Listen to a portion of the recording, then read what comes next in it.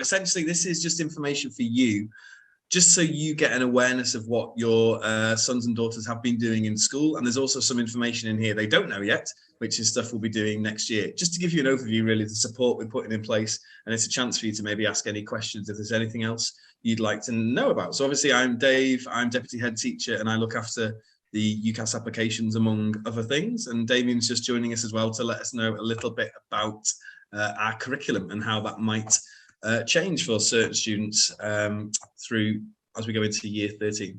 So what we're going to cover today is we'll talk a little bit about how many A-levels would be a good number to do. We'll talk about entrance into Oxbridge and other highly competitive universities. We'll move on to the types of options that we have for our students to go to after year 13. There's a useful link sheet I've emailed out to you already, which I'll refer to let you know what's on there, because there's some information that might be useful to read after the meeting. We talk about where maths school graduates tend to go. We'll discuss apprenticeships, work experience. I'll give you a login to something called Unifrag, which your son and daughter have access to, which is quite useful. We'll go through the exact process of applying to universities, which is something they're very much on the way with now, and there will be some time for questions at the end. So that's what we intend to cover. As we go along, if you have any questions, the chat box is there. That'll send messages to me, and I'll be able to answer your questions. And equally, it might be the case that I know I'm going to answer that one a little bit later on, and I'll just let you know that, and we'll come to that. And at the end, if you still need to know something, then again, you can ask again. So the chat box will be the main way, I suppose, we communicate this evening. So I shall hand you over to Damien. Yeah, I'd just reiterate, do ask questions as we go. It's really helpful for us as presenters to be asked questions as things go on. Want to start by talking about 4 A-levels versus 3 A-levels, because when we were thinking about how well our first cohort have done, things that we can learn from as a school, what could we do better? One thing that I've learned is I think we need to be a bit clearer at an earlier stage with students about the pros and cons of sticking with 4 A-levels and give them a clearer structure to make that decision with.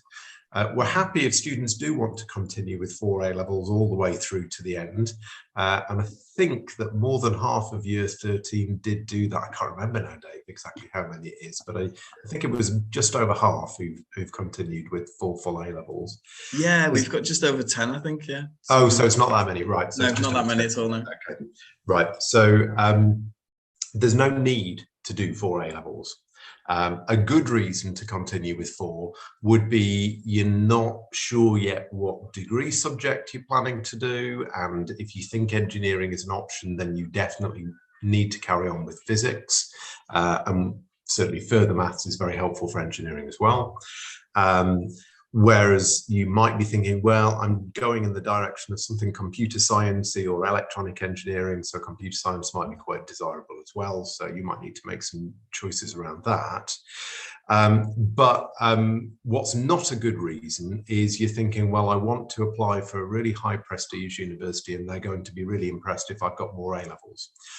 Because what the admissions tutors tell us at Oxford and Cambridge is that they're not actually impressed by you doing more than 3 A-levels, and they'd rather that students spend time doing other things, and the other things specifically that they're interested in are super curricular activities, things like reading challenging books about the subject that you're planning to study at a university, or doing much more challenging problems than you would do as part of a standard A-levels course. Now, our students are offered lots of things along the supercurricular line, so we offer them opportunities to do more challenging problems and work with university people and other people.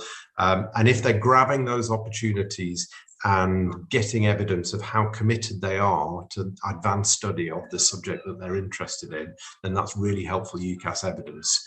And it might be things like if they want to do computer science as a degree, then they might get into solving the Project Euler computer coding problems, or they might be doing much more difficult maths problems if they want to do a maths degree. They might be preparing for physics Olympiad type problems and reading lots of difficult physics book if they want to do physics. And they can talk to their students and we can advise them what good supercurricular activity would be for the degree that they're interested in. Universities will always offer on the basis of 3 A-levels. There are some very rare situations where it might not be certain. If you were applying for law, for example, then further maths wouldn't be a very helpful A-level. None of our students are planning to apply for law that I know of. So there are really no examples where you would need any more than 3 A-levels for the courses that our students would like to go on to, but we can give specialist advice if needed. Be aware, engineering requires physics. Depending on where you go to study maths, they may require further maths. Whether or not they require it, they will almost certainly prefer it. And similarly, with any quantitative course, like natural sciences at Cambridge, engineering almost anywhere, physics almost anywhere, computer science almost anywhere, actually further maths is a very desirable A-level to have. And we would rather that all of our students took further maths through to the end of year 13, unless they're really struggling with it academically. So if a student thinks that the challenge of further maths might become a bit much for them as we do the more difficult parts of further maths, then they would be well advised to stick with both computer science and physics A-levels, so that if they need to drop further maths down to AS level instead of the full A-level, they still have 3 full A-levels to go to for their Ucas offer, because they definitely will need 3 full A-levels for a Ucas offer. Okay, I think that's everything I want to say on that slide, Dave. Yep. Apologies if I'm labouring things too much. And if you're not sure and you're thinking, oh, but maybe the course I want will require something different that you've not told me about, please do go and check, dial it up on the Ucas website, and find out exactly what they're asking for. On the whole, what you'll find is if you're looking for computer science, they don't actually mind whether you've done computer science A-level or not, but they might well prefer further maths, so it's worth looking into that. They'll certainly will want A-level maths for computer science. For physics, they'll obviously want physics, and for engineering, they very, very likely will want physics, and might well say they prefer further maths as well. Well, the process, if you're moving to students who want to move to 3 A-levels, some already have, because there was a pressing reason why it made sense to do it sooner rather than later. Other students, we've said, hold on, wait until you've done your exams at the end of year 12, and then you've got a better set of data to make the decision from. They will be getting their exam results either tomorrow or Wednesday, depending on whether they're at school tomorrow or not. Then there's parents' evening this Thursday, which is a good time to discuss things with teachers. And then there's a paper form available from reception, which makes sure that students have gone through a proper process of talking to all of the people that they need to talk to about the A-level choices. And that includes parents, and it also includes the head of department from the subject they're planning to drop, and the other heads of department at school, just to reassure us that they've thought, right, I definitely am going to get good enough grades in the A-levels I'm sticking with, because we don't want somebody dropping a course they're going to get an A* in to go, to stick with another course that they're maybe going to get a grade B in. So we need to make sure we've thought about it properly all round. Okay. brilliant. I think the next slide is Oxbridge, and then I'm going to leave you after this, Dave, so I'll stop bothering you after this. My background with this is I was very lucky. I went to Cambridge and had a wonderful time there, and met my wife there, so I'm very glad that I did it. But I've also then had 25 years of teaching experience where I've seen a lot of students become quite demotivated by being rejected by Oxford or Cambridge, and very often those are some of the best students I've ever taught who've not been offered places at Oxford and Cambridge. So one thing I want to make really clear is the fact that that Oxford and Cambridge are seen as really nice, in good places to go to, should be taken with a pinch of salt. Oxford and Cambridge are not the only places that very gifted students go to.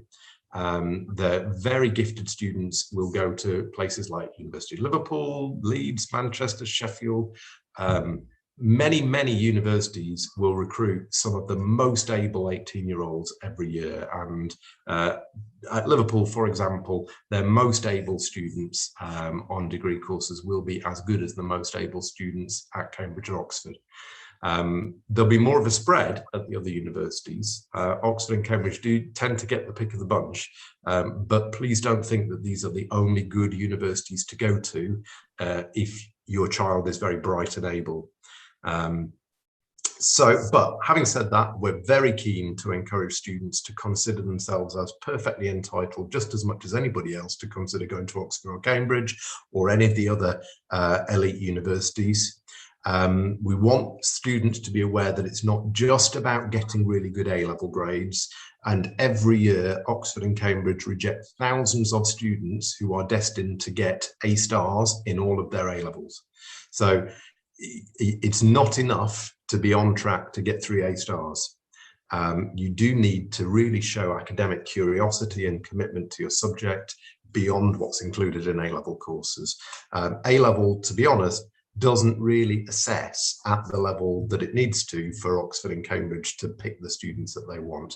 And that's why they will often use additional assessment processes like the STEP exam for maths, the physics aptitude test, the engineering aptitude test, the maths admissions test at Oxford, or the TMUA, so test of mathematical understanding for university entrance, and others. So there will be extra barriers for students to get past, to get as far, sometimes even just to get the interview at Oxford or Cambridge. And we do offer support with that.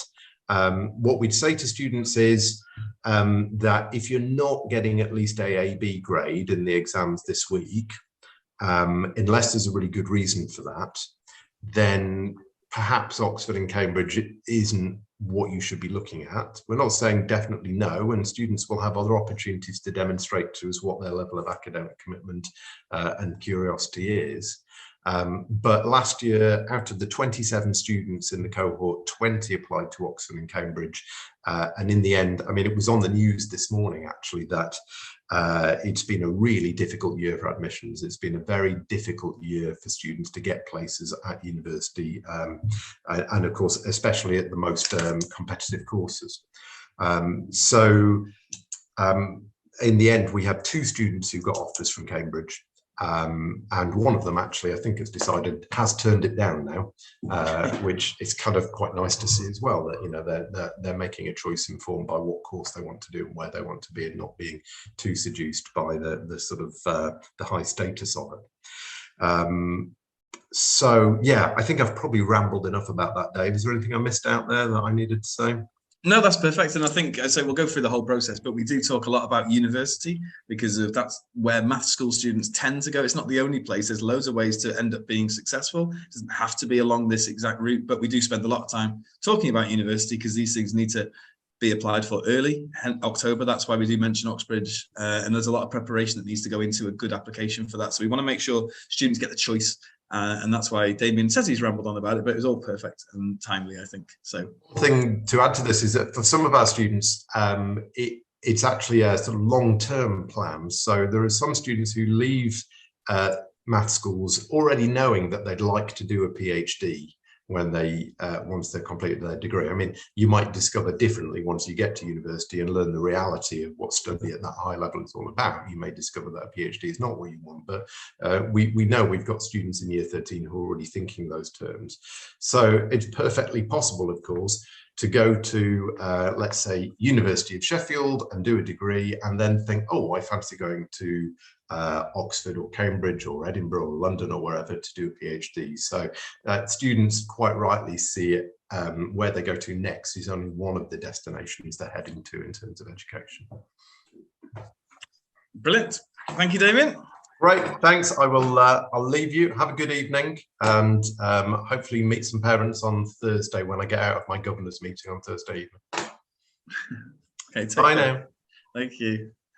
Okay, so as I say, one thing that I've sent to you, because there's a lot of information to get your head around, So I sent this out earlier today. So this is just a sheet that's got some links to things that if we do talk about something and you'd like to find out some more information, there's some links to websites. Obviously, the internet itself is full of information, but it's always nice to know that there's something there that gives you a good idea. So I've put some links in there anyway. So that could be something that's of use to you if ever you're looking at something. But as I say, we spend a lot of the time talking about university entry because there's a whole process of applying to universities, which started in May. So I'm hoping that quite a few of you have got next to you your son or daughter who can nod their head to agree that these things are happening, one would hope. So today we spent a lot of time writing personal statements, which even if they don't apply to university, is a good thing to do, to sell yourself, to talk about skills and to actually apply for something specific, in this case, a undergraduate degree.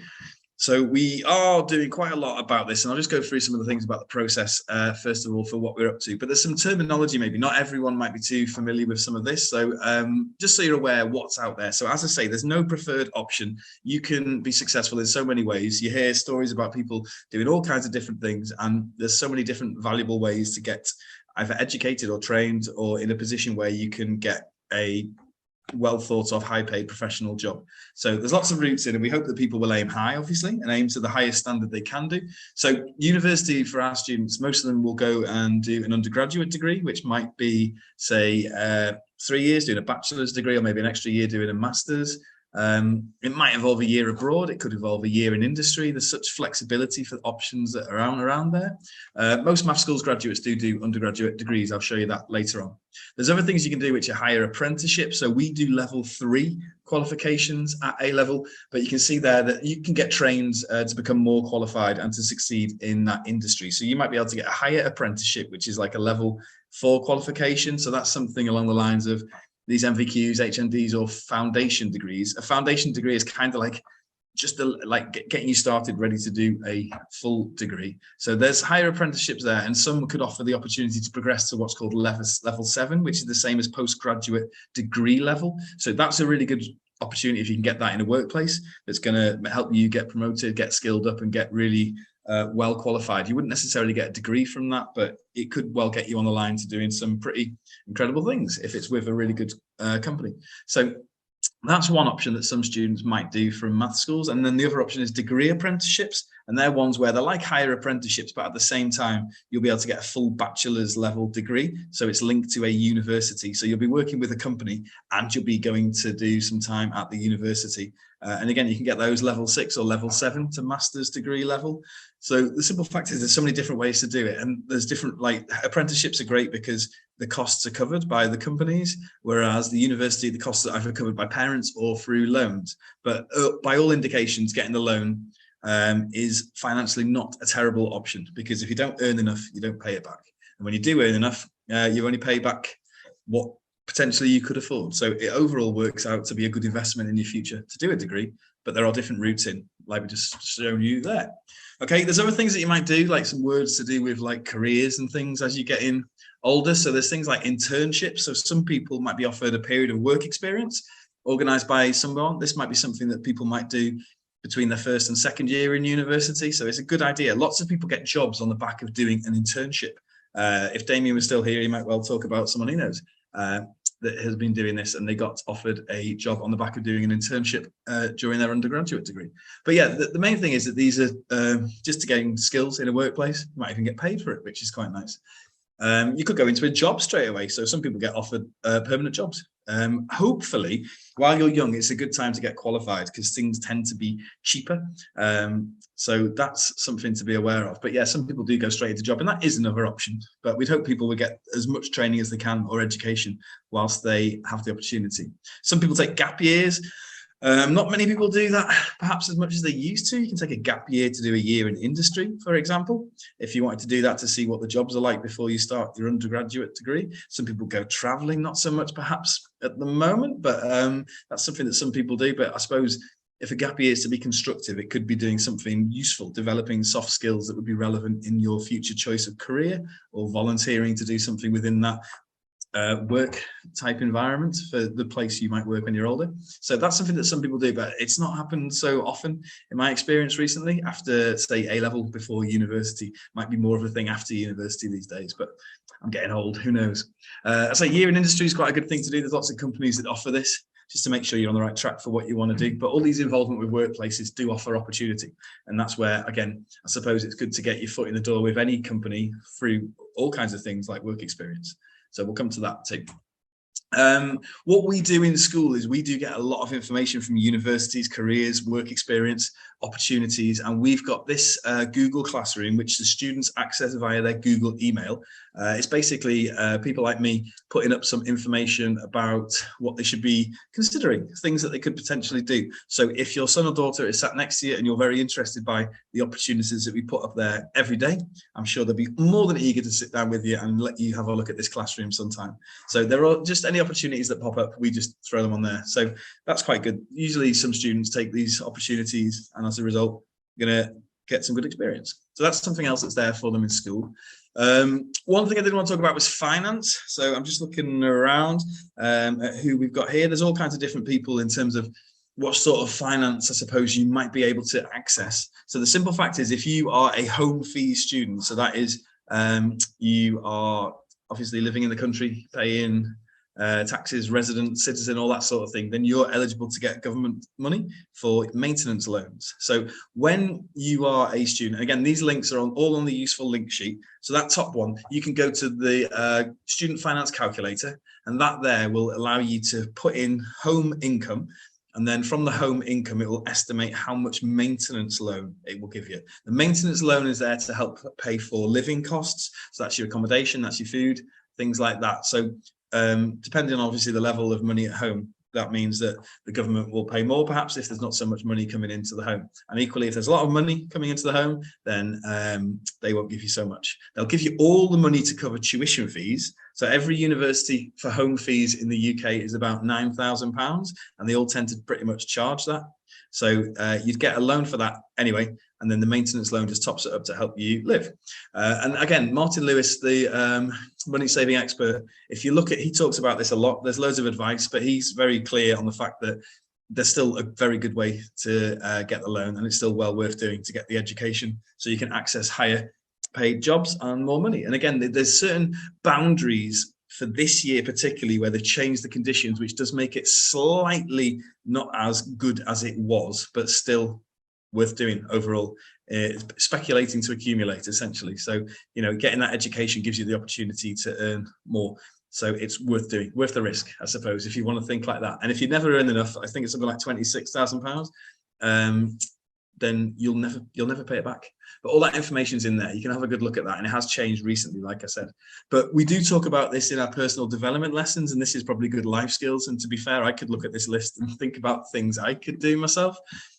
So there's like ways to save money whilst they're there at university. So choices of where they live, what they're eating. There's lots of universities that offer all kinds of scholarships, bursaries to help people out financially. There's one there, like you can get a job to get some money, but there's got to be better ways around it, hopefully, when they're at university, and obviously the lifestyle they live when they're there.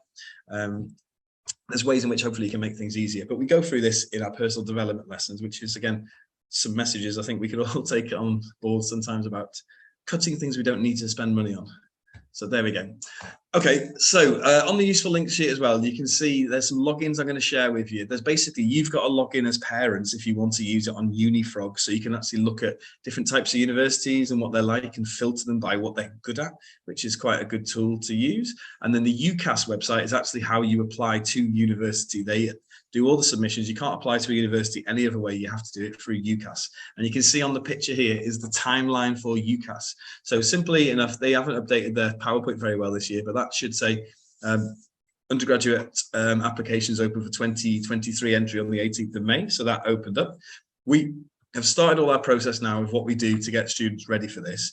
The first day you can actually submit an application is the 7th of December, but there's no point in doing that because we won't necessarily have finalised everyone's predicted grades, which is what we're going to do based on the back of these Year 12 mocks, considering whether they're a good reflection of our students, and if it needs to be anything slightly different, then we can have a look at how we do that. So the main thing is, if these exams are an underperformance, we'll know from the data earlier in the year, and we can look to let them do some resits in September or whenever, really, whenever they're in a better place for their exams for whatever reason. But we look at individuals' situations for that sort of thing. But the clear thing is we want a good, reliable estimate prediction of their grades, so they know what courses to aim for, really. So, you know, we don't want them to say, oh yeah, we can put all A stars, apply to where you want, if they're going to get all Bs. So we just want to be very realistic and honest with that. So we're always open to conversation with students about their grades, as you know. So yeah, 7th of September, no one will apply because no one will be ready, because we're going to be writing their references. We'll be good to go by the end of September. But basically 15th of October is anyone who wants to apply for Oxford or Cambridge, and that's why we push that, because they need to make quick action. And if you look at your son or daughter from today and you look at them and say, and the question is have you spotted that you might need to put a few more experiences in to make a wonderful personal statement? They might be going, yes, or they might be going, oh no, because they do a lot here actually. But some might be looking at the summer and thinking, oh, okay, there's a couple of books I need to read, maybe show my love for my subject a little bit more. So there's things they could do to maybe stand out, because the references or the personal statement they write shouldn't just be about the A levels they've done. Everyone's done the A levels that apply to the place they do, and a lot of people are going to get really high grades, so they need to stand out from those. And that's where the things they do to explore their love and explore their curiosity around that subject are what's really, really important there. But well, anyway, we're supporting that as well as we can over the next couple of weeks, and hopefully in the summer they can do some more, and we come back to that in September. But basically, you apply to Oxford or Cambridge if that's what you want to do. You only apply to one, and you only apply to one course at that one. So if you want to do maths at Oxford, you can't apply to Oxford twice, okay? And you can't apply to Oxford and Cambridge. So you apply for one of them. As long as that's in by the 15th of October, everything else can wait until the 26th of January. So you write your personal statement, and that's true for everything. So you can't write in there, oh, I'd love to go to Cambridge, and then you don't get an offer from Cambridge, and then your personal statement is stuck for the other four saying, I'd love to go to Cambridge. So it needs to be general. Your personal statement is the same whenever you submit that first application. It's the same for all the ones you do afterwards. So if anyone's thinking about two very different courses, like I want to do finance or engineering, then you have to think carefully about how you're going to word your personal statement. But anyone who has that sort of issue should definitely be speaking to us, and we can help them with that. So that's what happens there. There's other things called Ucas Extra and clearing. Basically, if you don't get any offers, Ucas Extra opens, so courses that aren't full, you can apply to them if you didn't get any offers. Nobody in year 13 this year was in that situation. Nobody didn't get any offers, so that's great. And end of June, at that point, if you've still got no offers, clearing opens. Clearing is just where are there spaces at university. So again, you can apply to other courses if you don't have any offers. But again, we didn't have anyone in that situation this year. So that's the timeline for applying to universities. Here's what we do, just so you're aware. So I told your son and daughter today that you'll know everything that they've done, and you'll know everything that they're going to do, perhaps more than them. So we'll see. So this is basically our PPEP program, is pastoral and personal enrichment program. So we do quite a lot. We've covered quite a lot of things already, and hopefully your sons and daughters come home and talk to you about these things. But the main thing is so we start in autumn quite early on, actually. Excuse me. So we launched Unifrag, and we revisit that regularly to help people start thinking about their options of what they want to do. We do start looking at some of the entry exams, so some of the mathematical stuff, because that's the core skill that pops up in a lot of the entrance exams is maths. So we look at the STEP, which is something you might use to get into Cambridge, for example, and the MAT, which is one you might use to get into Oxford. So we start doing some of those quite early. So your son and daughter might already be doing some of those questions in school now. We do quite a lot of talks, so they can find out about subjects, careers, and what university courses are about. So on Monday, for example, we go into Liverpool University to do a STEM day based on the subjects they've chosen to look at: computer science, maths, physics, whatever that might be. So that's quite good. We've done a lot of that sort of stuff as well. Lots of nice visits. I'm quite pleased with what we've been able to do, actually, with your year 12s, daughters and sons. So we've been to 4 universities, which is quite impressive this year so far. So we've got Unifrag populated. They've all done like career profiling and started to say the sort of things they might like. And they have regular one-to-ones with their form tutors just to check how things are going. So that's what we did previously. Now this term at the minute, we've launched the Ucas. Everyone is now signed up onto the Ucas website, and I can see their applications. Open days are starting. So I know some students are going out to open days, which is brilliant. So we do recommend trying to get to see at least 3 to get a good feel for what universities are like. So get online, look at the universities, and just see what's out there. So Liverpool are doing those right now. And again, we're always happy if people fill in an absence request form and they go off and have a look at some universities. They are open at the weekend too. to do these things. So that's a good time to not miss anything. But so this time of year, we are doing lots of special things to build skills and looking at and analysing exams. So now's a good time to go because there's things you could catch up on, I suppose. But there we go. So today, after the exams, we've done a half day to kickstart the personal statement. So everyone has got a first draft, which is not brilliant yet, but it will be given depth. So that's a really good start. So students have been told to come back in September with those being improved. So we've got something really good to work on as we go through towards October. And teachers are writing references right now based on the subject achievements, which will be put together by the form tutor as the overall teacher reference. So that's what's going on with that. September, again, we'll say when our deadlines are and how to improve things. We'll do exam entry support for the Oxbridge or interview practice, whatever they might need. We'll make sure we're practicing those things. Interviews are going to be online mostly for these more competitive universities. So what happens is Oxford and Cambridge do their interviews before Christmas. You might have an exam to do before Christmas, depending on the subjects. And then that will happen. And then offers probably come out in January for Oxford or Cambridge. There might be other universities that will also do interviews before they send your decision. So it depends on the university, really. So that's coming up soon. January, again, 29th is a deadline for all applications. So everyone will have made their 5 choices, one of which might be Oxford or Cambridge. And then their offers go out, and then essentially the universities look at their application and decide whether to make an offer. And you can see from February onwards, you can register for student finance, which is something students do, and they only have to get that loan if they attend and enroll at the university. So you can register for that and not go, that's fine. But you can register for that, and then your money's ready when you want to go. But we'll cover that in the PPEP stuff. That will do.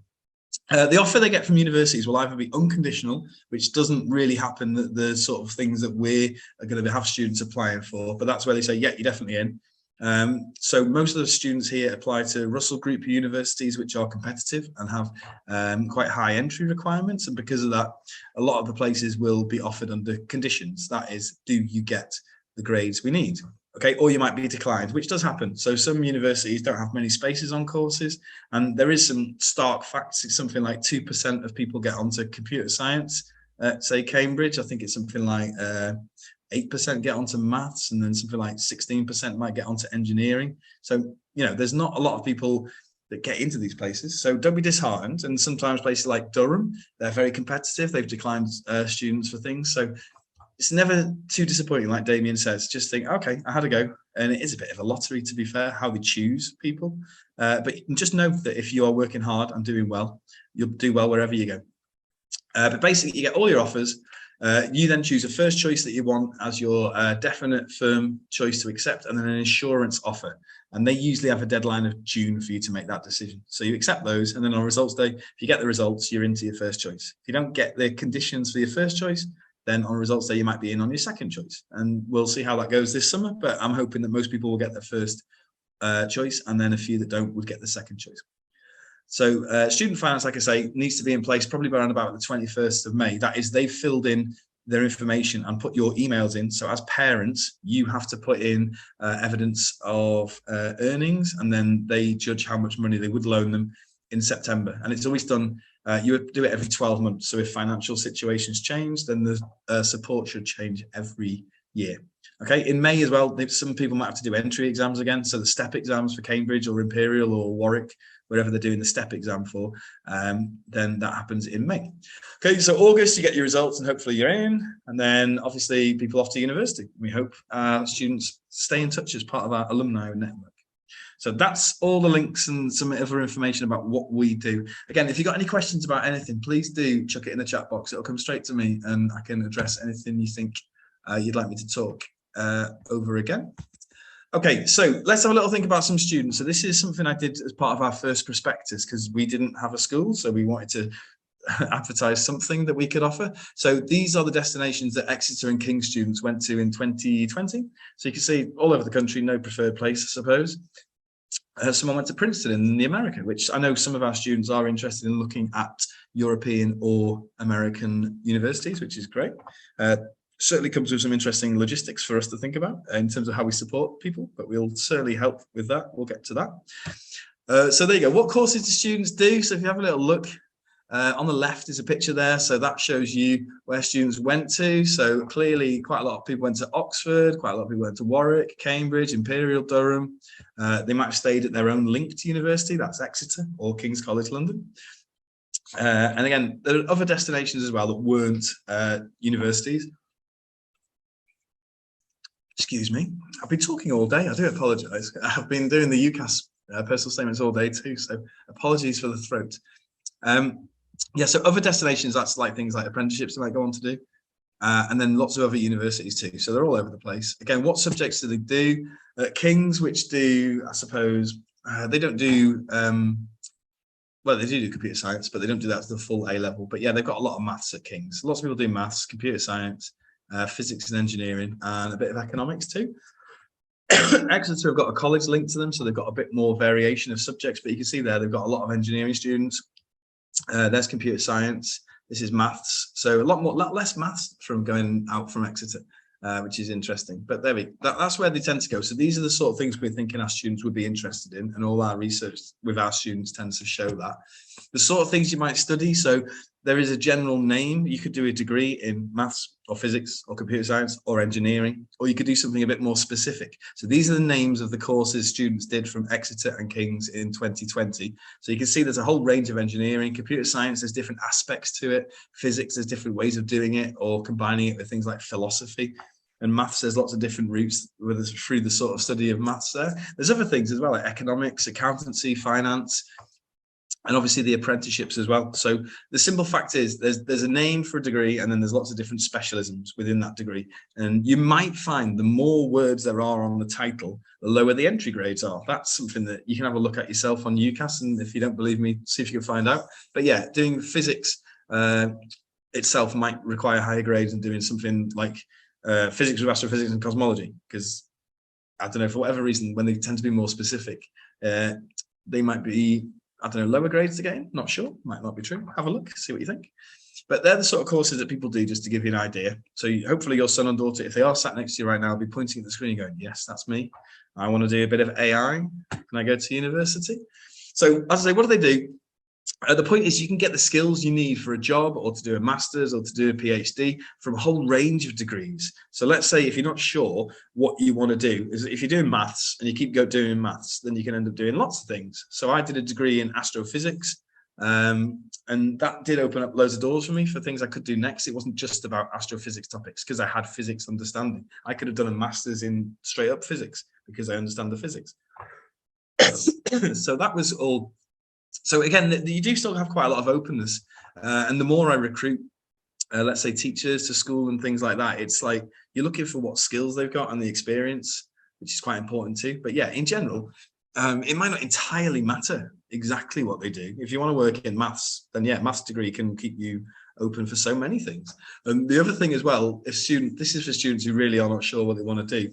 You can probably always change your course you're doing whilst you're at university, whilst you're there for something similar. So for example, for me, I can speak very clearly about what my experience was.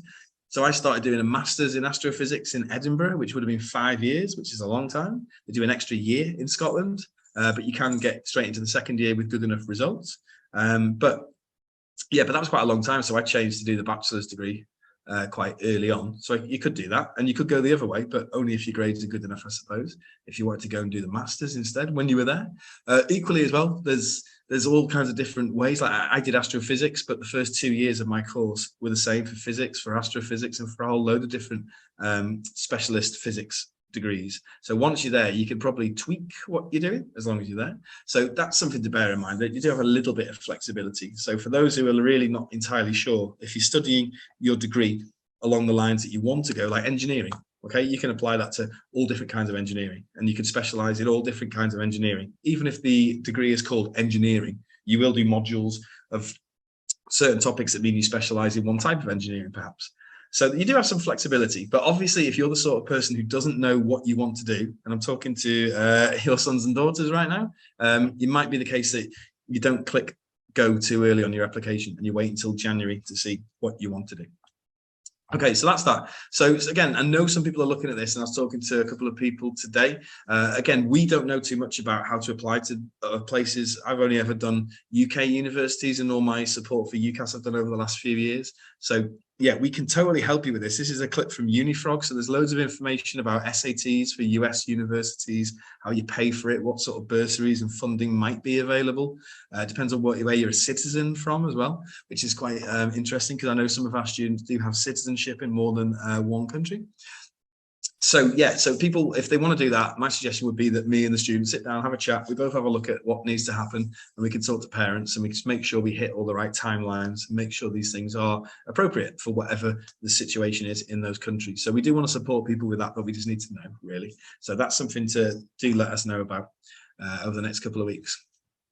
Okay, apprenticeships. Let's talk about apprenticeships. So the main thing is there's 4 levels of apprenticeships. You can see here, we wouldn't expect any of our students to do an intermediate or an advanced apprenticeship, because you've already got A levels and you've already got GCSEs. So our students would either do a higher level apprenticeship, which these levels from 4, 5, 6, and 7. Okay, foundation degrees are just a little bit, let's say, lower than a bachelor's degree. So they're like your level 4 type things. But as you say, you move up towards 6 and 7, and then that's like the degree apprenticeship as well, is level 6 to 7. So I'd say for our students, if you're looking for adverts for apprenticeships, you're looking to do either a higher apprenticeship, but or a degree apprenticeship. They're the 2 you want to be looking for, and not get wound up in the other stuff, because you might find an apprenticeship that looks great looking at engineering, but it might be an intermediate apprenticeship, which is definitely below your level, because you've got those already. You've got GCSEs. So there's apprenticeships coming up. And again, there's loads of places to find apprenticeships. Basically, you're applying for a job. You can see it through Ucas. You can see it on the government website. There's all kinds of apprenticeship places.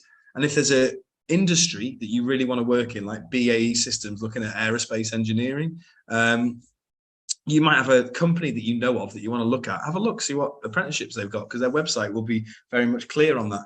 Companies pay money to you to get your education because they want you to be good at it, and they want to give you a job at the end of it. I remember talking to somebody at Jaguar Land Rover about apprenticeships, and they said that no one's ever had an apprenticeship didn't get a job at the end of it, because they invested a lot of time in that person's training, and equally they got that apprenticeship in the first place because they had the right attributes and the right academic background. So yeah, apprenticeships are a good way to get into it, and it's a shame really, because there wasn't that many at the apprenticeship fair we went to not long ago, because companies are not quite getting out there and engaging as much as we might like. And that's another reason why work experience is not something we've really pushed too hard this year, because it is, a lot of companies just don't want to get people being sick, and then the company can't carry on doing the work they want to do. So it's a bit tricky. So yeah, that's getting back to closer to where things might be in terms of workplaces engaging with schools. So we'll see how those sort of things go over the next few months. Okay, apprenticeships always talk about the fact that they've got some amazing skills that they develop, more so perhaps the soft skills that are useful for actual employment, so you can work well as part of a team and thrive in that way. Whereas I suppose undergraduate degrees might focus very much on the academia and not necessarily provide as much of these employable skills. That's one of the things that apprenticeship providers would talk about, but I know universities are very good at pushing all the soft skills as well that are exactly what employers want, and us ourselves as a sixth form are doing that as much as we can too. So hopefully, again, your son, daughter comes home and is devastated again that we've made them do another presentation about something, but they will not believe how well prepared they are. When they go to university, they get put in a group and they get told to do a presentation. Our students will be the ones that say, okay, listen, do you want me to take charge of this? It sounds like an episode of The Apprentice, doesn't it? Terrible. But they'll take the lead, and they will really have the skills to set things up. And I think it's one of the massive strengths of our school that we do all the extra things that we do, because the students might not see it, but genuinely they'll be so confident in things that other students will not be. And for our first cohort going through this year, I'm looking forward to hearing that from the alumni. Do they think that they've been well prepared to actually do a lot of these different activities at university? And hopefully the answer to that will be yes. They are very good at it. So yeah, there's all sorts of skills that you talk about in apprenticeships. And the other thing, like work experience, like you can see this, like the top 10 soft skills. I just found this picture. I was just wondering what soft skills do people want? But yeah, these are sort of ideas, things like time management, communication, all the, teamwork, problem solving, all that sort of stuff. This is stuff that you just can't have you just have to work on it, and it's skill sets, and skill sets are really hard things to develop. They take time, and we do what we can. So as I say, for work experience, they're quite good to look to develop soft skills. So we do suggest, as I say, this year it's been the case that we haven't pushed it too hard because of the uncertainty at the start of the year, but we're saying if people can self-place to do something that could be quite useful, great. If they don't know who to approach or who to ask, they can speak to us, because we've got a few things set up, because I've had students have come to me and said, can I do this? So we approach someone at the university or somebody else, and we can see if we can arrange something. There's also opportunities through a lot of things they've applied for on our Google Classroom progression page, where they can actually do something, which means they can then get some work experience out of it, perhaps. We're going to do some education work experience. Obviously, as teachers, we can offer that. So we've done STEM Saturday activities or summer school, supporting that, Easter schools. There's things people have done to help with the young students, which is great. I know a group of you here, your son and daughters are planning a murder mystery, cryptography, computer science type activity for our new year 12s as part of the induction day. But again, they're planning an activity for us. It's like, that's work experience. They're working with us. On Wednesday, we're actually going to go and write some questions for the students, like from like age 11 up to 20, that people going to visit Ironbridge can then do some mathematical activity whilst they're there, because our students will have wrote some questions that are communicating the issues that are being seen around them at the site we're going to. So there's opportunities we can squeeze and find, but it'd be nice if they could all do something, but there's no real demand for that.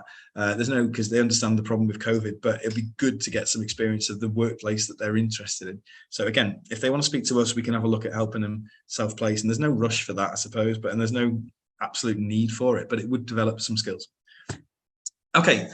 Right, I'm just going to tell you a little bit about what Unifrag is and what the Ucas process is to finish this off. So again, there's no questions. I'm either being very thorough or I've not got my chat box set up properly. I don't know, I can't decide which. So feel free to ask a question, or feel free to someone say hello so I know that it is working. But I'll tell you a little about something called Unifrag, which you paid for, and how you could use Unifrag as well to have a little look at certain things yourself as well as a parent. So what we've got here is, so Unifrag, basically, they think that they've got everything in one place. So they think that basically where students end up after school, so like the destination, is even more important than their academic performance. And they want to make sure schools get the support so students can progress to the best place for them. And they think this is a great way for them to explore all their options. Okay, so our students have all done a survey. This is something that I got off Unifrag. Apologies for the resolution, but yeah, this is the sort of subjects that our students are interested in, and thank you for that. Hello, I do appreciate that. The chat box is working, everyone. So yeah, so our students, most of our students, 16 of them are interested in doing the mathematical sciences. There's sciences, engineering, construction, and green, bit of business, arts. We've got 3 people interested in arts, social science and humanities. Like those 3 with our A levels, you might find it very hard to go into those, but maybe that's just something they clicked as something that interested them when they signed up. But you can see again, that sort of matches the sort of thing we would expect for our students to want to do. So on Unifrag, you can search, there's all these different tools that you can actually look at. So there's like a library showing all the different careers, and every career might have a video with somebody talking about the job that they do and how they got into it. Same with the subjects at university. There's lots of things like know-how, how to find information out about certain things. There's things called Moocs. Okay, they're massive open online courses, and that might be me doing a course at a university in America to try and find out more about particle physics or something. So you can do a course that's a few sessions or a few weeks, and at the end of it, you've got knowledge. Now you can pay for a certificate to be printed, or you can just say, no, I've done it, I've got the knowledge. And in your personal statement, you write about what you've done and what you've learned. And if someone asks you questions about that in an interview, then you can explain it because you have the knowledge. Like, we think little printed certificates are all well and good, but the key thing is can you talk about what you've done? And if you can talk about what you've done, you've shown an interest and you've got the knowledge. So that's exactly what we want. So that's the most important thing, is doing stuff, I suppose. But you can see, you can find out loads about what's going on at universities, Oxbridge, apprenticeships, and they've got all these different sections, and they can record what they've done. There's lots of things in there, but I'll show you a few of that in a minute. So the careers library is really good. If you want to know what architects do, you can click on the architect, and that person, Adam, will tell you all about it. Tells you what qualifications they've got, what skills are needed, what interviews there are, and it talks about progression opportunities, I suppose, in that job and what the working week looks like. So for most people, they might know what job they want, Then they need to think about what degree they want to get onto that job. Then they need to think about what A-levels they need to get onto that degree. And obviously they've already chosen their A-levels. So yeah, for some people, they look at the career as the endpoint and try and get there. Other people just want to explore their love for the subject, and they'll get the career or the job eventually, hopefully, that they're looking for. So you might just study maths and see where it goes. Some people might stay, like Damien says, in research and carry on working. And hopefully we'll have, in 20 years' time, we'll have some research doctors and professors at the University of Liverpool that came through our sixth form. That would be great. And they can come and talk to our students, which would be wonderful too. Again, UK universities, you can find out loads about the universities, the courses, the entry requirements. This is on Ucas as well as Unifrag. And again, you can rank things. This is something I'll show you in a minute. Ranking the universities based on what's important to you is a really good way to get a figure for what's, or get a feel for what's going on. So that's that. You can also look at apprenticeships. There's also different live apprenticeship vacancies to see what's there. So remember to make sure you're looking at the right level. But again, you can look at those and you can apply as well. So there's all kinds of things. All these you can be saved on short lists, so you can go back to your favorites and stuff at a future date. So there's lots of information on there. There's also special opportunities. So you can look at this. You might find there's a bursary or a scholarship available to students who, let's say here, if you go to Queen's University Belfast, you might not have to join it. But there's some things you might be able to do that allow you to get some extra money while you're there. And a lot of universities are very good at providing some extra money to help get a certain group of people to go to their universities. And on that note as well, based on postcodes, postcodes are used in the Ucas application system for universities to look at them. So Liverpool will look at your postcode, and if you are from an area where not many people tend to go to university, they'll give you a contextual offer, which is a slightly lower offer than what the course says it is on the website. So most universities publish their contextual offers on the websites, but let's say Liverpool, it might be the case they want an A, B, B to get on the course, but based on postcode, they might offer you 2 grades below that. So it might be BBC, just to allow people from that area to have more chance of getting into university, to help with social mobility. So universities do contextual offers as well. So as well as on Unifrag looking at options for extra money to apply to universities, some universities will offer you lower entry grades, which might make it easier to get in as well. Hopefully we don't have to worry about that, because everyone's going to work really hard and get good grades. But it's always nice to take the pressure off, I suppose. Okay. So here's what I'm sure you've all been waiting for.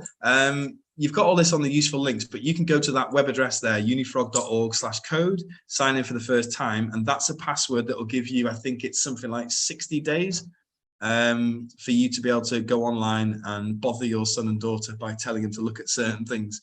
So I'm sure they'll enjoy that across the summer. So you can see that that's on the little sheet I've emailed out to you this afternoon. So if you sign up to that, again, I think it's Ucas next. Yeah. So let me just share with you what you can do on Unifrag, which is pretty useful, I think. Okay, so I'll just open up a different screen. Apologies, I have many screens open today. So, okay, so there you go. So now this is what you see when you log in to Unifrag. Okay, I'll just put my chat box back on again. Again, any questions, please feel free to fire them over. So this is the Unifrag website, okay? So I've done nothing, great. I'm not the best student, but that's because I'm not doing what the student should do. They've already done interest profiles and personality profiles to see what sort of jobs or careers or courses would match their personality and what matches their interests. That's a good place to start when they don't know where they're going, okay? And then they might have favorited some careers or some subjects they might want to do. Again, so there's some stuff there, but if I just scroll down, the interesting thing that perhaps you're thinking about right now is UK universities. So again, there's different descriptions of types of universities. So there's lots of ways you can look at universities, but you can have a little read of that. But essentially what students can do is, where do you normally live? So I normally live in England. Oh, Janet, sorry. Can you see that screen now? Can you see it? It should be the Unifrag screen. Can people see that? I think somebody says they can't. I'm just checking I'm on the right place. I'll stop sharing and I'll try again. Okay, let me try again. So, okay. Right. Janet, is that any good? Because if not, I can try something else. Sorry about the fix. Still no. Can anyone see this? I've got one. Oh yeah. Okay. I have a yes from, oh, there you go.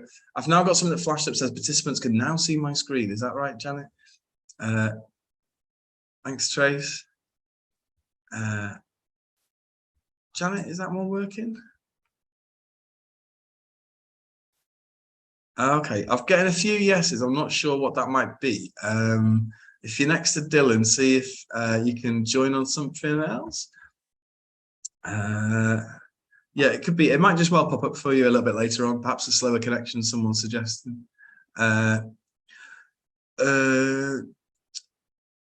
Richard, to answer your question about university open days, yeah, a lot of things will still be running through the autumn term. The big rush, oh, brilliant, Janet, thank you. And I think, Sylvester, you were bang on there with the prediction. It might be a bit later. Okay, yeah, but there'll be open days all through the autumn term. So yeah, you'll see there's quite a lot. Just go onto the website and see when they are. They do them regularly until the deadline, because clearly it's a good idea to get students in and having a looking around. A lot of them happen in the summer because the students have left. So it's a bit easier for them to do. So similarly in September, it'll be easier for them to do because the students might not have started yet. So yeah, have a look. And if you want to send George to talk to me about that and I can have a look at some with him, that's fine. No problem. Okay, so yeah, let's say A-level. Let's say I think I'm going to get an AAB. You can put in what you think your best grades are. That's absolutely fine. Okay, so I'm now going through this. What do I want to study? Let's live the dream, and we'll do maths. Okay, so let's say, look, there's loads of things that are a bit like maths, and that might make you go, ooh, how interesting. But don't forget, doing maths straight up would probably be a good way to go, just to make sure you're covering all mathematical bases. So there you go. So here we are. So for me, for my whatever I said, AAB, they group them into this sort of way. They've put them as aspirational. That's like top of my range. So if I'm getting AAB, I might be able to get A star, who knows? So they're quite aspirational. That's top of my range. So you should always look to be aspirational. When you apply to a university, you might want to think, okay, I'll have a couple of aspirational. That's like if everything goes brilliantly. And then a couple of solid.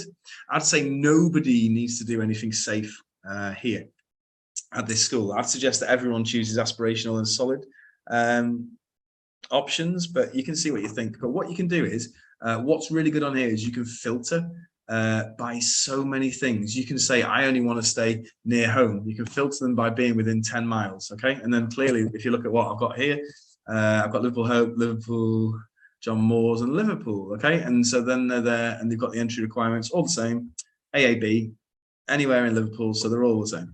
Okay, so that's nice. Or you might want to go as far away as possible.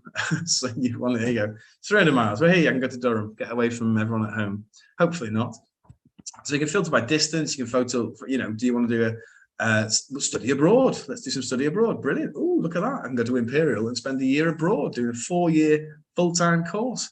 A star, sounds good. I might click on that and see what the study abroad option is. So you can see types of things. You might want to focus on Russell Group universities. These are ones that, for whatever reason, they've got a huge number of research academics. And obviously they really are pushing the research side of things there. So lots of opportunity potentially at these universities, but every university has got excellent academics.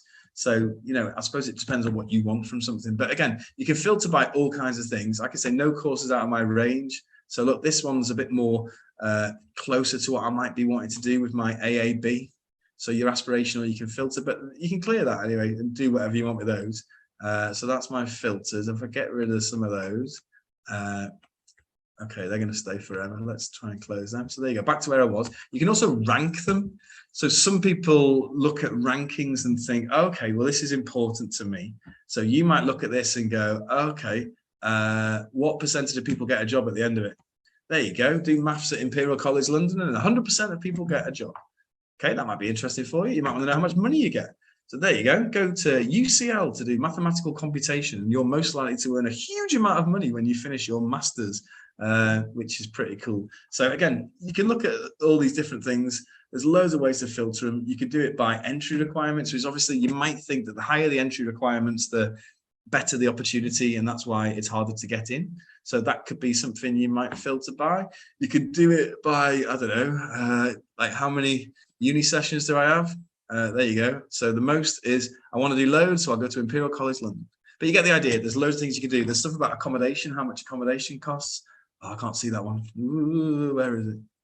I don't know, but social life, is it any good? Go to Newcastle. There you are. 9.1 out of 10. These are all, they tell you how they scored somewhere on their logic. But the main thing is you can rank and you can look at what's aspirational and what's a solid choice. And again, for the safe choices, I think we shouldn't have to worry about those for our students. But it depends. You can guide you by that. Obviously, you've got the Guardian rank for mathematics. So the Guardian seems to think that Oxford's the best place to go for maths.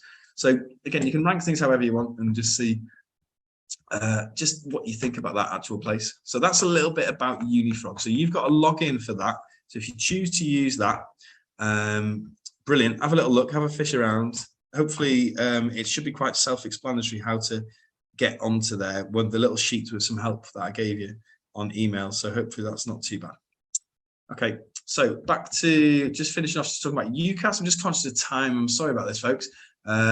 We did go through a little bit more about the options based on what's coming up for parents' evening tonight. So I'll just be about another 5 minutes or so. So hopefully that's not too bad for you all. Again, any questions, pop them in the chat box.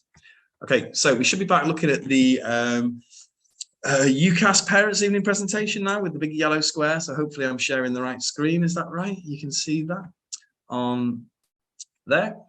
So we're looking at what the Ucas website does. So just a little overview about Ucas and the application. Thank you. We can see this. So the main thing is Ucas, what they do is they process all applications. They provide loads of information. They've got verification and fraud teams, and they obviously help part of the education sector engagement for people, but they don't suggest courses or make decisions or advise on anything like finance. They're an independent charity, essentially. Basically, it's all the universities and colleges in the UK, and there's loads of courses available, clearly, to apply for. So you can look at higher education, apprenticeships, traineeships, studying abroad, gap years, getting a job. There's information about all these things on the Ucas website, which is good. There's apprenticeship advice as well. So again, apprenticeship ideas, have a look at that if you're interested in that sort of thing as well. So that's good. It talks about different types of university as well. So clearly this is something that's relevant for students to consider. Where do you want to go? Do you want to go to a massive university? Do you want to go to a small university? Do you want to go for one that's got a campus outside of a city or outside of a town, just all contained on a campus? Or do you want to go somewhere where it's embedded throughout the city, like the ones in we've got here in Liverpool? So I suppose, what do you want? Do you want a traditional one? Do you want a modern one? Where do you want it to be? Like, what facilities do you want? And this is where going to have a look is a really good thing.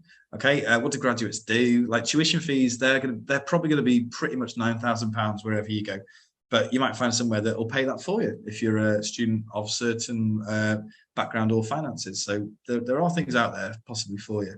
And again, where do you want to live? So you might get more money if you go into somewhere in London, but like it costs a lot of money to live in certain places. So some cities are more expensive than others. So, and your accommodation prices vary. So it all, I suppose, depends on what you think is reasonable to afford. So that's something we discuss with students next year too. Choosing the right course. Obviously, students want to get the right course. They want to know what's in the course, what modules are there. Is that what they want to do? They were really digging into that today and how they were thinking about the personal statement. So hopefully they'll be now be looking at courses. What modules are there? Are there things that interest them? And again, what other things are there? Internships, placements, study abroad, just to make their learning very rich, I suppose. How is it taught? Like, what do they do? Is it independent? Is it structured teaching? What is it like lectures? How much is seminars? How is it assessed? Is it loads of exams? Is it coursework? Is it project work? This all might be important for our students who now have hopefully got a decent idea as to the type of assessment they like after not having the opportunity, I suppose, to do their GCSE exams. So it'll be important, I suppose, to think, well, what works for me for the courses? Again, there's loads of research you can do. Obviously, on Ucas, you can research subjects and find out what things are on offer as well as you can on Unifrag. So you can go through stuff. They've all got logins. They can favorite things and they can see what's going on. That's not a problem. They do all kinds of things like discovery days. So again, if they sign up to Ucas websites, the discovery days pop up and they can do things online or in person about these. We went to a university fair ourselves back in April. So there's these things all around and open days and things. There's a lot of stuff to find out. There's a lot of stuff online. You can talk to students, you can talk to lecturers, you can talk to departments. You can see what accommodations like, especially on Ucas. You can go through the accommodation search and see what your options are for that university. And it gives an estimate of cost as well. So that is something that might be an important decision-making factor. But hopefully everything to do with cost is like, oh, okay, we'll find a way with all the loans and you'll just do what's best for yourselves to get the education that you want in the place that you want, I suppose. So I know it sounds hard to think, well, cost, don't worry too much about it. But as I say, hopefully the loans can help, but I know it is difficult. So we just want students to have a wonderful time at university and get brilliant qualifications and hopefully not have to worry about too much financially. That's, I suppose, where the support comes in. Okay, we talked about this for 2023 entry, so we know what's going on with that, hopefully, when we do things. The key thing is this is exactly what your son and daughter have done now. They've registered with Ucas via the hub. They've all got their own login. I can see what they're up to. They choose 5 universities, unless they do things that they won't do here, and then it's 4. You can't do both, like we said. The application thing itself costs money. So if you're on bursary, we'll pay for this. If you're not on bursary, then the application cost, basically you pay £26.50 for 5 choices. So if you go and want to apply to Oxford in October, you pay £22 and put in Oxford, and then you add your other 4 before the January deadline and you pay the extra £4.50. That's the equal consideration date, is January, late January. And providers can't see what you've chosen, so they don't know what you're up to. They just think that you're their number 1 choice, basically. They're your number 1 choice. So it's good. So it gives you the freedom to choose what you want and hopefully choose what you get offered. So this is at the minute. So all of you parents, you can happily ask your son and daughter to show you they filled in all this information. We've asked they get this done by September when they come back. The clear problem I know for some people is wondering if they're not paying home fees, how things even cost. So some universities, I know some of our students coming from overseas, this is for you. So some universities might charge certain students home fees, but you've got to ask, and there's no expectation they have to based on the guidance they've got. They could charge overseas fees, but you might be able to get home fees at some universities. And it's really important to ask around because they're only just realizing that some people from Hong Kong have come over under the BNO agreement, and that's something they haven't got a policy for yet. So some universities I've heard have said, yes, you can pay home fees, and some haven't. So you probably need to find out as many that will, and we can help with that as well, if needs be. So that's the first thing. And then obviously the other issue is, I suppose, financing things, but that's where perhaps you won't be able to get the maintenance student loans and things like that. But scholarships and bursaries could be a good route in. And again, it's all about finding out from the universities you're interested in. But again, talk to us if we can help with that. But yeah, there's financial support for lots of people. And hopefully all of our students will be appealing to universities to think, oh yeah, we want them to come. There's obviously diversity and inclusion, like I said, for you with your UK home address and your postcode, that might inspire a contextual offer, which would be slightly less. Okay, but they don't do those at Cambridge and Oxford. But they might consider your application in a different way based on things like postcode, because they are getting better at spreading out exactly who they recruit to their courses. You can read about that in the news. It has been changing over the last few years. Okay, personal statement. We're saying to students, this is what we've been doing today. It's the only thing they have control over. This is the only thing they have to market themselves individually. So they've got 4,000 characters. It doesn't get checked for spelling and grammar, but we'll sort all that out beforehand. But this is their chance to stand out. And also they can't just copy it off the internet because they'll get spotted. So this is their chance to sell themselves. But simply enough, where they're at now, they've done the first thing on the left. They're starting to do their application. We'll be reviewing it in September, and then we'll send it out once they've done it. So they send it to me, I check it, and then I send it. So it's quite a well-checked process. So we're not going to send away anything mistakes, basically. And if we do, they've got through a lot of checks, which we didn't have any mistakes go out this year. And we won't have again in the future.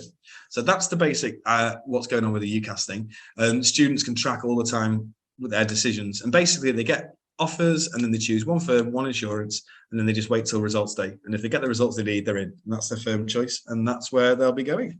When you've made your firm and insurance choices as well, and the deadline for that is around about June, you'll also maybe for those universities have to say what sort of accommodation you're interested in. So that's something that you'll be looking at through next year, because then you'll get once you've made your firm choice, you can put your hat, your name in the hat for the accommodation that you want, and you're more likely to get it as well. So keep your eye on that sort of thing next year too, because that's all quite important. So there you go. So universities look at your personal statement. They might not read it. They might just read the teacher reference and then make the decision to talk to you, and then maybe read your personal statement before an interview. Say, depends on the university. But yeah, that should be as good as it can be. They look at your qualifications, they look at your reference, including predicted grades, and then they make their choice. Okay, there's differences between Oxford and Cambridge, which again, we can talk to students about that when they want to hear more about it in terms of how they do the process. But most universities will just look at your personal statement, your qualifications, the reference, and then make you an offer without anything else. But some might have admissions tests or an interview, and I don't think our students are applying for portfolio audition courses, but I'd love to see some of our students sing to get into a place. I'm sure you can all imagine how good that might be, or might not be, who knows. But that's what's going on there. And again, we talked about the replies, and then you just sit and wait till results day and see what happens, basically. So there you go. There's other options, like I said. If you don't get any offers, you can do something to apply to more places through Ucas Extra. And if you've still not got any offers, you can apply to other places through clearing before results day. So again, that didn't happen to anyone this year, and I'm sure it won't happen to anyone again. The only people that don't get offers is if they apply to things that are way beyond their predicted grades. So once you know your predicted grades, just apply within yourself, and then I'm sure they'll all be absolutely fine. Okay, so what should students be doing now? They should be researching what they want to do, so they should be actively looking at all the things they want to do. Hopefully you've all had a good conversation at home about these things already. Extracurricular, we don't like that word. We go with supercurricular. So this is stuff within the subjects they love, doing stuff that isn't in the A-level, essentially. So exploring those things. So whether that's reading book, watching documentaries, listening to talks, interacting with our academics, doing work experience, going on Ucas days, signing up for engineering taster sessions, whatever they're doing, all those things are really going to help for them to contribute good comments into their personal statements. And again, focusing obviously on this year's studies, I put that at the bottom. It's not all about doing all this other stuff. They've got to get good A levels as well. You can have the best personal statement, the best experience. If you don't get the grades, they likely won't have you. So that's really important not to lose sight of that. This is just something that's happening as we're going along, and hopefully the grades are looking after themselves too. But don't lose sight of that. The best thing you can do to do well in your university application is to get it all right day in, day out in school.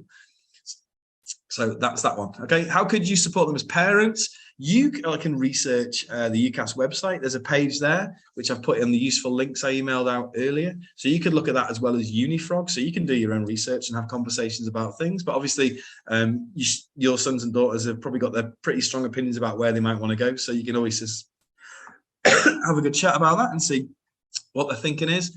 You get parent updates from Ucas as well, so you can know what's going on directly to your emails. You can see when open days are. You can go to, what's really handy is the parents. I'm afraid you're the ones with the cars, perhaps. You can give them a nice lift up to Edinburgh or wherever they want to go to check out the university and have a nice weekend looking at a nice city, perhaps.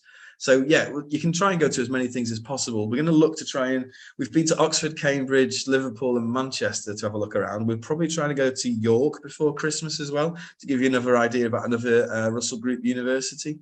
So that'll be 5, hopefully they've seen. But the main thing is yeah, if you get a chance to go and have a look, please do. And one good thing for parents is be proactive and make sure you read everything carefully and don't book holidays at key times. That's a very interesting statement, but the way the world works these days, you can do a lot of stuff online. So obviously there's ways around these things. But yeah, just be careful, I suppose, especially for next year when exam timetables and things are just like some people think, oh, brilliant, exams will be finished, we'll go on holiday at the end of June.